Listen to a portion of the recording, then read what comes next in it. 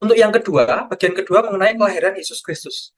Kelahiran Yesus Kristus ini ada juga ya di Matius maupun di Lukas. Ini memberikan dua sudut pandang.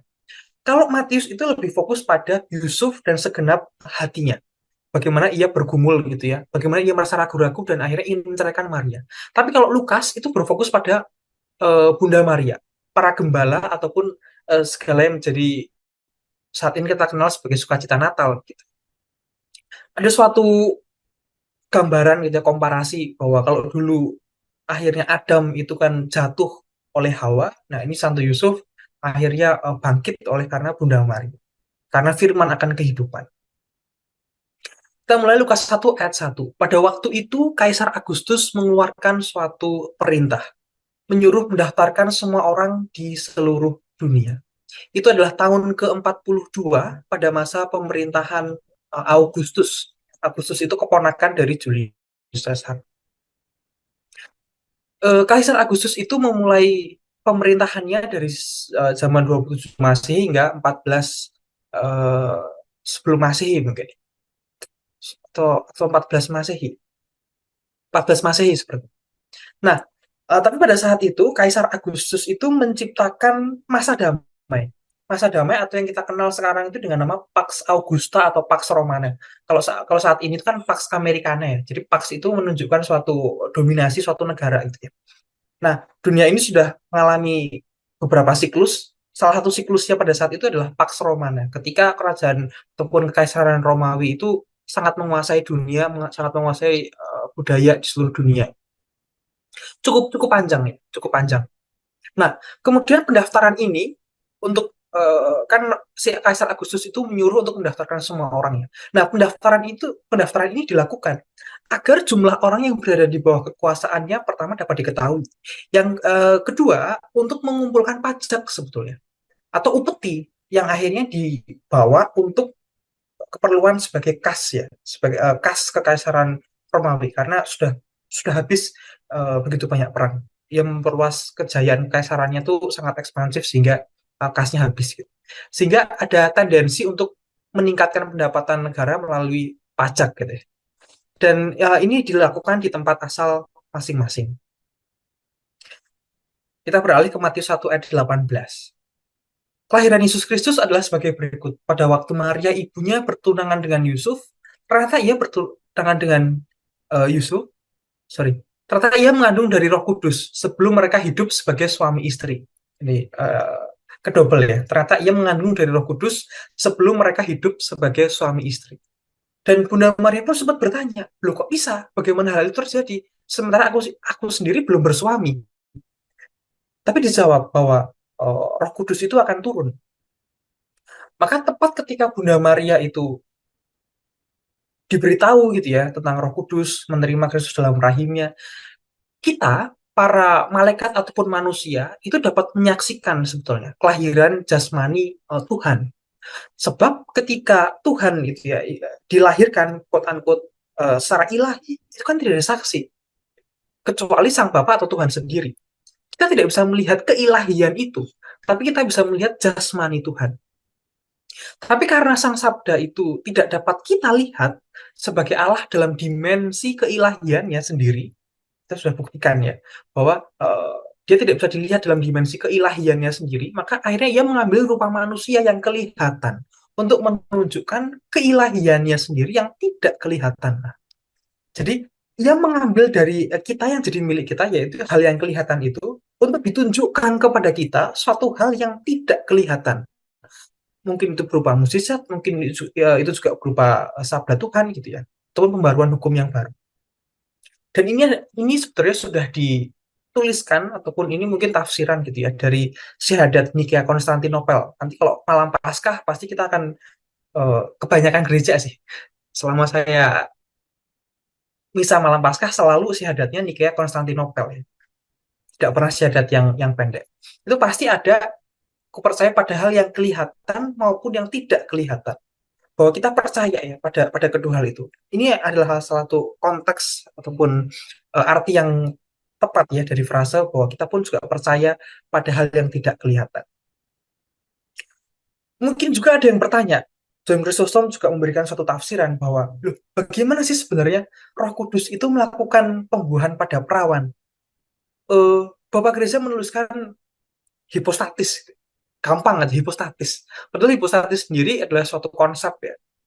Menurut saya suatu konsep dalam filsafat ataupun teologi menggambarkan adanya beberapa substansi yang independen, terutama substansi yang independen ataupun entitas yang berbeda, kemudian substansi ataupun entitas itu berada dalam satu kesatuan, nama hipostatis ya. Tapi sebenarnya John Chrysostom itu menuliskan yang lebih daripada itu. John Chrysostom itu menuliskan begini, janganlah menuntut lebih daripada yang tertulis, gitu. Seperti bertanya, loh gimana sih caranya Roh Kudus itu melakukan pembuahan pada Bunda Maria? Loh itu nggak tertulis kok. Bahkan bahkan malaikat pun kan juga tidak memberitahukan secara gamblang ya kepada Santo Yusuf.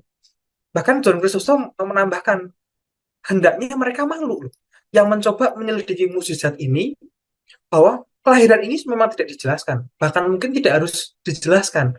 Tapi kenapa harus sibuk untuk membuktikan kelahiran ini gitu ya? Sedangkan kelahiran ini punya banyak saksi. Ya, hal ini mungkin tidak dapat dijelaskan, tapi saksinya ada. Loh, saksinya siapa? Saksi pertamanya adalah Santo Yusuf, yang menjadi topik kedua kita. Malaikat pun tidak menjelaskan dalam konteks firman ya kepada Bunda Maria ataupun Santo Yusuf, tapi Santo Yusuf adalah saksi yang pertama. Nah, mengapa hal ini menjadi misi ya bagi Santo Yusuf untuk menjaga Bunda Allah ataupun juga menjaga Kristus? Nah, Cornelius a Lapide lagi-lagi yang memberikan jawab.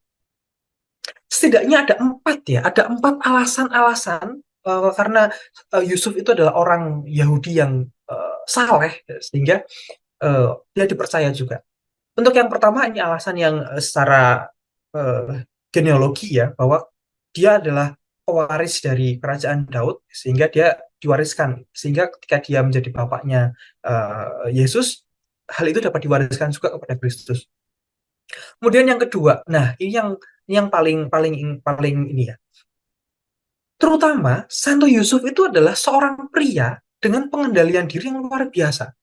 Loh, bayangkan aja, dia itu terbebas dari nafsu yang bernama, terutama nafsu kecemburuan.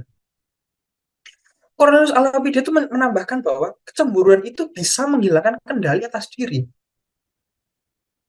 Kecemburuan itu adalah bibit dari kecemasan, kemarahan, ataupun kesedihan. Nah, jadi jelas bahwa Tuhan itu tidak memilih pria yang masih galau ataupun depresi untuk mendapatkan rahmat menjaga kekudusan. Dan ini penting gitu. Melainkan Tuhan sendiri memilih pria, memilih panggilan ini, memilih pria yang sadar ataupun penuh pengendalian diri. Ia terbebas dari hawa nafsu. Karena sudah memenuhi ini, maka Santo Yusuf layak untuk menemani Bunda Maria. Yusuf tidak cemburu pada Bunda Maria. Ia begitu bebasnya dari hasrat kecemburuan sehingga kasih karunia ini dapat dinyatakan. Lalu kemudian akhirnya kita juga tahu ya bahwa banyak orang sudah memilih untuk menyerahkan hidup mereka daripada jatuh dalam kecurigaan, kecemburuan gitu. Meskipun begitu, meskipun Santo Yusuf itu sadar penuh pengendalian diri, bebas akan nafsu kecemburuan, Santo Yusuf itu tetap manusia biasa yang dapat bingung. Nah, eh, ketika ia merasa bingung, ia ingin menceraikan Bunda Maria secara diam-diam. Tapi Roh Kudus itu memberitahunya, sehingga Santo Yusuf menjadi saksi atas keperawanan Bunda Maria gitu ya. Roh Kudus memberitahunya sehingga Santo Yusuf menjadi saksi atas keperawanan Bunda Maria. Ia merasa bingung, tapi ia tetap diam akan misteri yang tidak dapat dijelaskannya. Gitu. Lalu ia bingung. Kalau aku nggak bilang, aku nggak setuju perzinahan kok. Tapi kalau aku memberitakannya, Bunda Maria nanti jatuh dalam kesalahan. Sebab menurut hukum Musa, wanita itu kan harus dirajam dengan batu sampai mati. Tapi Santo Yusuf itu orang yang saleh, orang yang benar, karena dia juga sadar, penuh pengendalian diri, terbebas dari hawa nafsu, maka ia tetap diam.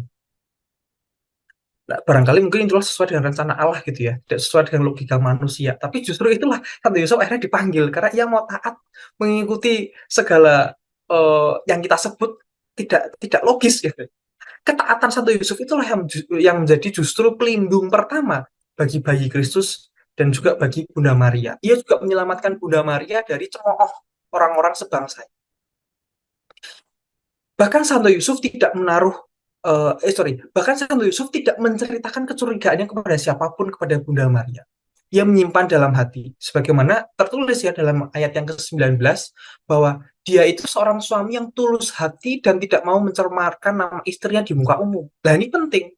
Kalau Kak Yusuf tadi saya ngintip pria sejati, betul. Yusuf suaminya tulus hati dan tidak mau mencemarkan nama istrinya di muka umum. Nah itu yang kriteria-kriteria itulah sehingga Santo Yusuf dipilih. Mungkin ini autokritik juga ya bagi kita pria Katolik kalau merasa bingung. Mungkin kita harus mencontoh Santo Yusuf tuh, tetap diam dalam iman gitu ya. Bukannya kita ribut-ribut di timeline Instagram cari validasi, tapi mungkin bergabung lah dalam satu komunitas sehingga menjadi dikuatkan ataupun menjadi tali kekang ya, sehingga kita tidak meninggalkan rahmat baptisan ini. Ya, ini mungkin sebagai apa namanya, sebagaimana saya juga merasa pernah diselamatkan gitu ya sekali di Jazz ini juga ya di tahun 2019 bahkan ketemu Kak Albert pada saat itu. Nah, mungkin cerita lengkapnya di kesempatan yang berbeda. Ada tiga alasan sebetulnya Ambrosius dari Milan menambahkan. Akhirnya Roh Kudus itu menampakkan diri kepada Yusuf, yaitu agar orang benar, dia itu orang benar, tidak terjerumus pada tindakan yang tidak benar. Dengan maksud ya Tuhan sendiri akan menjaga pemikiran dan asumsi kita.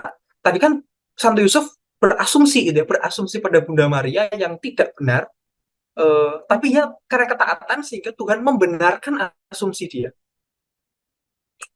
Kemudian yang kedua menjaga kehormatan Bunda Maria sendiri agar dia tidak agar ia terbebas dari dugaan jahat orang-orang yang tidak percaya, agar Santo Yusuf itu tidak seperti Zakaria. Zakaria ataupun Santo Yusuf kan perlu bantuan Roh Kudus ya dalam memahami konsep suci ini.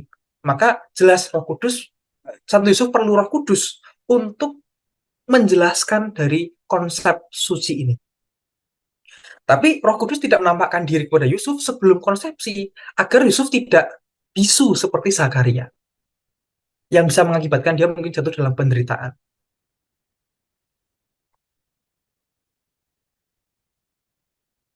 Next. Ya. Dan ini mungkin yang terakhir ya di bagian yang kedua ini, Matius 1 ayat 25. Tetapi tidak bersetubuh dengan dia sampai ia melahirkan anaknya laki-laki dan Yusuf menamakan dia Yesus. Nah, banyak yang curiga sebetulnya setelah Yesus dilahirkan apakah Bunda Maria itu tetap perawan? Apakah Santo Yusuf akhirnya berhubungan dengan Bunda Maria gitu ya, memasukkan tubuhnya ke dalam Bunda Maria. Bahkan karena ayat ini itu sudah menimbulkan ajaran sesat kaum Helvidian ataupun Jovinian gitu ya. Menyimpulkan bahwa akhirnya Bunda Maria dan Santo Yusuf itu melakukan hubungan suami istri pasca kelahiran Yesus. Tapi kan problemnya di sini sebenarnya ada pada kata sampai ya. Kata sampai itu menunjukkan suatu waktu yang deterministik gitu. Tapi ketika kata sampai ini itu kan interpretasi kita sehari-hari. Tapi ternyata kata sampai ini yang ada di Alkitab itu menunjukkan sebagai waktu yang tidak terbatas. Nah, sebagaimana burung gagak tidak kembali sampai bumi menjadi kering. Memang burung gagaknya tidak pernah kembali gitu ya, bahkan setelah waktu yang terbatas itu. Ataupun engkau dari selama-lamanya sampai selama-lamanya. Jadi yang kalimat kedua ini tidak ada implikasi bahwa ada suatu batasan yang sudah ditetapkan.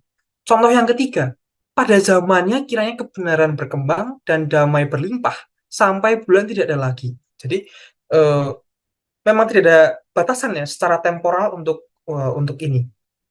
Atau bahkan perkataan Kristus sendiri di akhir bahwa aku menyertai kamu sampai akhir zaman.